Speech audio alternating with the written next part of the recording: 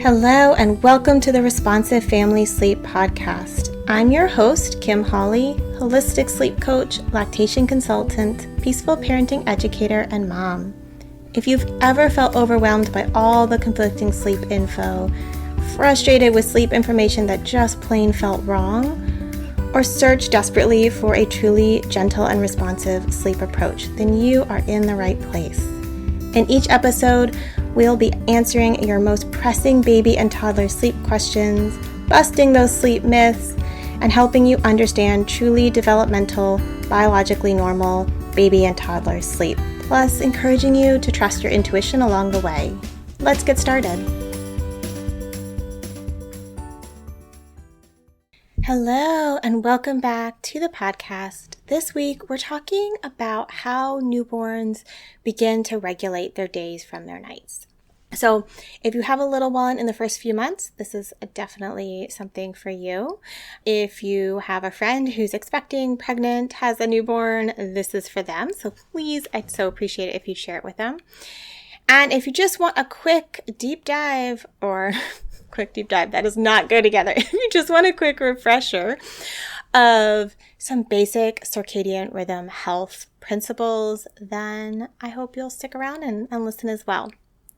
So, newborns, their sleep is wild, right? It is inconsistent, it is irregular, it is random chunks across the 24 hours, and their longest time awake is not necessarily in the daytime. And that is because their body is not regulating their days from nights. They do not have a developed circadian rhythm.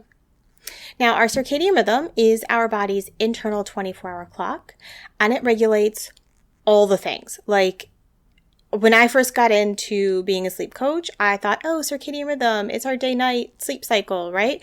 Yes, it is. But also it regulates so much more in our bodies, in our hormones, in our guts, in our brains. And that cascades and ripples outward that it has such a profound impact on our health. So for everybody, we want a strong, stable, healthy circadian rhythm. And we want to set our babies up for success and help them have their circadian rhythm develop in an environment in which they can have a strong and stable circadian rhythm. And that is hard in modern times. I just want to really highlight that. It is really hard in modern times because we have so much disruption innately built into our lived environment that it takes a lot of intention to modify that environment and to create a strong and stable circadian rhythm. So most of us have somewhat dysfunctional circadian rhythms, unfortunately. So let's help our babies right from the beginning, right? This is absolutely a thing that we can start from day one. That can be really helpful. And if you can kind of get the whole household on board, it's going to be really good for everyone's health. So in utero, right, your baby's circadian rhythm is being regulated by the pregnant parent's body. So they're receiving all those signals. And then they're born and their body isn't quite yet ready to take over all that hormone signaling regulation. And so if you're nursing directly, your baby does get those hormone changes in human milk. And if you're exclusively pumping and you can loosely match your expressed milk to loosely the time of day that you are giving that milk to your baby, they would get that variation as well. If that causes a lot of stress, it may not be worth it, just for those exclusive pumping parents out there. We can give them that piece as well some of the time, that regulation of their circadian rhythm through human milk. And then, the circadian rhythm begins to emerge around 3 months. And it continues to mature throughout the first year and into toddlerhood. I've heard up to the first few years. I haven't yet pinned down a completely solid source on that timeline, but that's what I've heard from some of the circadian rhythm experts that I follow. So circadian rhythm, super important. And let's kind of dig a little deeper there. So very broadly speaking, right, we have cortisol that peaks, releases, to tell us it's daytime, right? So not stress cortisol. There's stress cortisol and there's circadian rhythm cortisol. So we need cortisol during the day to help us be alert. And that rises and it has its own little like arc throughout the day.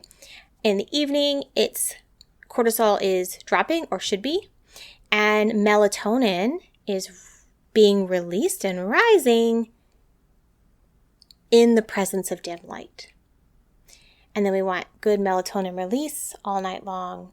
It starts dropping in the morning, cortisol comes up. So they're in opposition to each other, right? And we need the right light environment to have this process happen.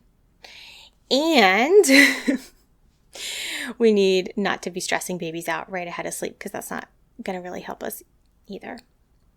So we have, like I said, daytime cortisol, nighttime melatonin. Melatonin helps you fall asleep. It helps you feel sleepy, but it also is important for your sleep quality and the restoration processes that are happening at a cellular level when you're sleeping. So a lot of times I'll talk with clients about circadian rhythm stuff and the importance of the light environment. They'll be like, oh, but my baby goes to sleep fine. I don't think we have a problem with how melatonin is being released. And I'm like, okay, that's great. But also, it's not just about falling asleep, right? It is about sustaining and good quality sleep. So we just want to set up the right light environment because babies and young children are more susceptible to bright light suppressing their melatonin. And that's the thing. We have to have the light dim for melatonin to be released. And bright light suppresses a good, strong melatonin release. So our best way to help babies, newborns, start to learn their days from nights is to modify the light environment, right? And I'm sure you can think of all the ways in modern life that can be hard to do.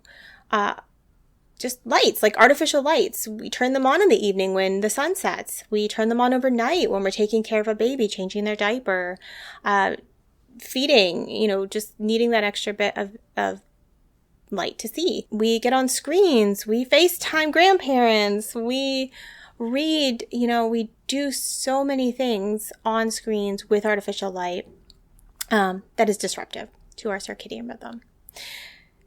So, modifying the light environment, right? So what we need to do to help babies develop a good, strong circadian rhythm is create a consistent light environment. And that means getting up at the same time every day. For young babies, right, they're not necessarily going to get up, but we need to switch our household into daytime mode at the same time every day. Lots of light into the home, but also getting outside in natural light where the light is hitting our skin, our eyes, without being filtered through glass. So we get the full range of wavelengths telling our body that it is daytime. Morning sunlight is particularly helpful for nighttime sleep, so getting out in those first few hours after sunrise, but also just getting out throughout the day, even if it's short, stepping outside for a couple of minutes to calm a fussing baby. As this episode is releasing, it is winter, so, weather dependent, all the things, of course, we have to work with where we are geographically. So a regular time to start having light into the home, lots of light throughout the day. Naps need to be in light. We're not trying to create nighttime in our naps. That is counterproductive. It is not helpful. So we want naps in normal household noise and activity and light so that their baby's body knows it's daytime. And then we want to dim the lights at a regular time, or better yet, after sunset, just don't turn on bright lights. I'm not saying don't turn on lights, so don't be like, oh my God, Kim, what are you talking about here? I mean, make sure your household has soft, warm lights. Lamps versus overhead, right? More yellow, ambery, orange-toned bulbs versus bright white light. You can get so many options now that are specifically designed to be circadian rhythm friendly and be in that sort of yellowy orange amber tone. So either use those after sunset, which would be like preferable, or pick a regular time, at least a few hours ahead of nighttime, for you to use those lights. So they want the body to experience the dimming of the light. And it can take 1 to 2 hours after that to start really getting a strong melatonin release. And then overnight, we want it to be dark as possible. Here's where blackout curtains could be helpful if you have really bright street lights, right? Here's where thinking about what light you choose for baby care makes a big difference. And so the gold standard is a red colored nightlight. It's the least disruptive. If red kind of makes you feel, like I just cannot stand red light, that is true for some people, then I would pick like an orangey amber toned light option. And if you really can't make that work or just want to start immediately and want to know, okay, what's the third best option? That's just as soft, dim a light as is possible so that you can see, but we're not going any brighter than that, right? And that's to protect your circadian rhythm as much as it is your baby's emerging circadian rhythm. So in practice, what does this look like? I'm just going to throw out some times. Please do not attach to these times. Morning wake up time, bedtimes, these are hugely cultural and family specific as well. So keeping in mind that babies in the newborn time don't need a crazy long nighttime. So they're often going to bed later for their last, or the start of their night, versus maybe a slightly older baby that can have a little bit of a longer nighttime. But it could look simply like 7 a.m., the household wakes up, we get light in, you step outside sometime in that first couple hours after the sun is up. I'm realizing right now as I'm recording at 7 a.m., the sun wouldn't even be up yet. So, that's a factor as well. At least where I am, the sun is rise. I think it's around 7:20 right now. But anyway, moving on. So we get up, let's say 7. We let light into the household. We step outside in the morning. We have a bright, sun-filled day. Sunset is currently where I am at the time I'm recording this, after 5 at some point at this point. And so we either just have soft, warmer lighting from after sunset onward, or maybe at 7 you switch into softer lighting. So we get a good long evening of softer lighting. This will help your sleep as well. And then maybe bedtime for a whole household is somewhere between, 9 and 10. And that's when the house goes into nighttime mode, where we're trying to keep it dark. That's just an example, right? Some people like to do 12 hours of dark, easier to do in the winter, right, than the summer. Some people are going to sleep in a little bit later. There's a lot of play here, but light is our biggest regulator of the circadian rhythm, and it really takes intention to modify modern light environments. So right from the beginning, this can really help baby learn their days from night faster. And if you learn your days from night faster, right, then we get more awake time in the day and hopefully some longer sleep consolidation at night in an age-appropriate way, right? We're not looking for 6-8 hours. That's not age-appropriate, but we're getting more solid, 3-hour stretches instead of every 1.5. Or they're resettling faster, right? Things that are within the range of average baby sleep, but shifting that sleep so we have less prolonged awake times in the nighttime. It can really make a big difference to your sleep as the parent. Plus, it's an investment, right? Where we're setting that foundation for healthy circadian rhythm development longer term. So I hope that this gives you some ideas to try, and that we can get your little ones with a more clear day-night rhythm. Thank you for joining me today. I hope this episode left you feeling more informed, confident, and encouraged on your sleep journey. And just a reminder before you go that nothing in this episode is individualized to your specific sleep situation, nor is it to be taken as medical advice. Take what resonates, ignore what doesn't, and check with your healthcare provider about any medical concerns.